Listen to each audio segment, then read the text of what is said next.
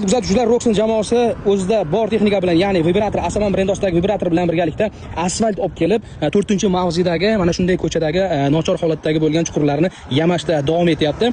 Keyingi manzilni siz o'zingiz belgilab berasiz. Guliston shahrimizdagi qaysi ko'chalar nochor ahvolda, mana shunaqangi chuqur yamalari bor. Kommentariyada yozib qoldiring. Albatta keyingi manzilga sizning ko'changiz bo'lishi mumkin. Bu proyektimizni qo'llab-quvvatlayotgan Asaman Evmax brendiga alohida rahmat aytamiz. Bundan keyingi manzilni siz belgilaysiz. Kommentariyada o'z manzilingizni yozib keting. Biz yo'llaringizni borib ravon qilib beramiz. Hammani kommentariyada kutib qolamiz.